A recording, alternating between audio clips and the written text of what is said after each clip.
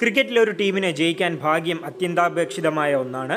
ഈ ഭാഗ്യം ഇല്ലെങ്കിൽ ഒരു ടീം ഒരു ട്രോഫിക്ക് വേണ്ടി ജീവിതകാലം മുഴുവൻ കൊതിക്കും. അങ്ങനെ ഒരു ട്രോഫിക്ക് വേണ്ടി കാലങ്ങളായി കൊതിക്കുന്ന ഒരു ടീമാണ് റോയൽ ചലഞ്ചേഴ്സ് ബാംഗ്ലൂർ.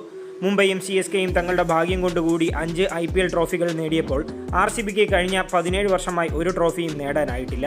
അത് അവരുടെ നിർഭാഗ്യം കൂടി കൊണ്ടാണ്. 3 തവണ ഫൈനലിലെത്തിയിട്ടും ഈ ടീം വളരെ മോശമായി പരാജയപ്പെട്ടു. ഓരോ തവണയും അവർ ഫൈനലിൽ പരാജയപ്പെടുമ്പോൾ അതിന് ഓരോ കാരണങ്ങളുണ്ടായിരുന്നു.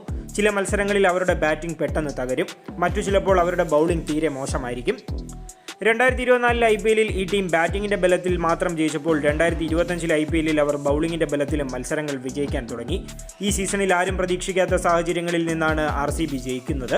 എങ്ങനെയാണ് RCB 2025 IPL സീസൺ അടക്കി വാഴുന്നത്? എങ്ങനെയാണ് ഈ ടീം തോൽക്കാൻ സാധ്യതയുള്ള മത്സരങ്ങൾ പോലും ജയിക്കുന്നത്? എങ്ങനെയാണ് ഈ IPLലെ ഏറ്റവും മികച്ച ടീമായി RCB മാറിയത്? 2025 IPL ലേലത്തിൽ 83 കോടി രൂപയുമായി RCB വന്നപ്പോൾ എല്ലാവരും കരുതിയത് ഇപ്രാവശ്യവും അവർ ഏറ്റവും വില കൂടിയതും അപകടകാരികളായ കളിക്കാരെയും എടുക്കുമെന്നാണ്. പക്ഷേ RCB അങ്ങനെയൊന്നും ചെയ്തില്ല. ആദ്യ സെറ്റിൽ മികച്ച കളിക്കാരെ കണ്ടിട്ടും RCB ആരെയും വാങ്ങിയില്ല. ഇവിടെ നിന്ന് എല്ലാവരും കരുതിയത് RCB ഈ ലേലത്തിൽ തോൽക്കുമെന്നും ഈ IPL നേടില്ല എന്നുമാണ്. പക്ഷേ നിങ്ങൾ സ്വയം തോൽവി സമ്മതിക്കാത്ത പക്ഷം ആർക്കും നിങ്ങളെ തോൽപ്പിക്കാൻ കഴിയില്ല എന്ന് പറയാറില്ലേ? ഇത് RCB മാനേജ്മെൻറ്റിനും ബാധകമായി. ഈ ലേലത്തിൽ അവർ തോൽവി സമ്മതിച്ചില്ല. 2ാം സെറ്റ് മുതൽ അവരുടെ ആധിപത്യം പൂർണ്ണമായും ദൃശ്യമായി. ഈ സെറ്റിൽ അവർ Liam Livingstone, Phil Salt, Jitesh Sharma തുടങ്ങിയ ബാറ്റ്സ്മാൻമാരെ 31 കോടിയിലധികം രൂപയ്ക്ക് ടീമിൽ ഉൾപ്പെടുത്തി.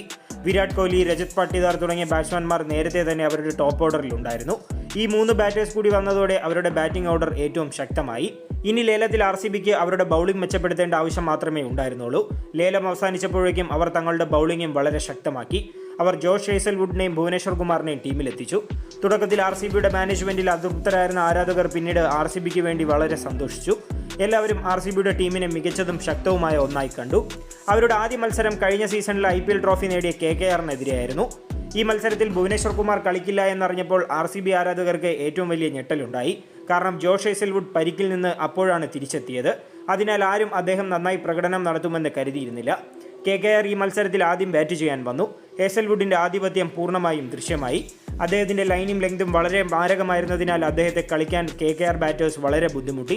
അതിനുശേഷം കൃണാൽ പാണ്ഡ്യ ഈ ടീമിൻ്റെ എക്സ് ഫാക്ടറായി മാറി. വന്നയുടൻ അദ്ദേഹം 3 വിക്കറ്റുകൾ നേടി. ഭുവനേശ്വർ ഇല്ലാതെ RCB ടീം KKRനെ 174 റൺസിന് ഒതുക്കി. അതിനുശേഷം RCB ഈ ലക്ഷ്യം പിന്തുടർന്ന് വന്നപ്പോൾ ഫിൽ സോൾട്ട്, വിരാട് കോഹ്ലിയുമായി ചേർന്ന് KKR ടീമിനെ പൂർണ്ണമായും തകർത്തു. വെറും 16.2 ഓവറിൽ അവർ ലക്ഷ്യം മറികടന്നു. RCBയുടെ 2ാം മത്സരം ചെന്നൈ സൂപ്പർ കിങ്സിനെതിരെ ചെപ്പോക്കിലായിരുന്നു. 2008 മുതലുള്ള ചെന്നൈയുടെ ആധിപത്യം തകർത്ത് RCB 50 റൺസിന് വിജയിച്ചു.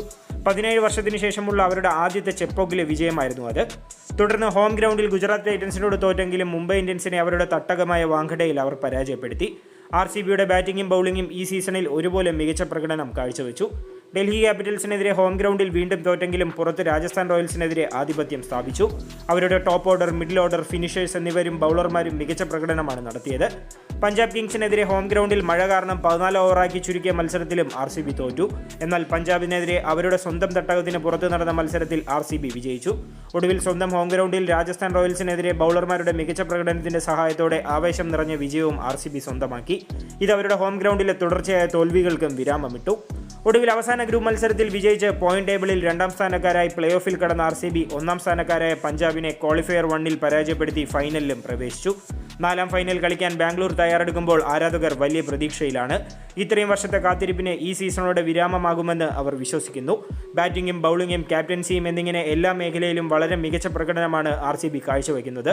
ഒരുപക്ഷെ അവരുടെ ഏറ്റവും മികച്ചത്.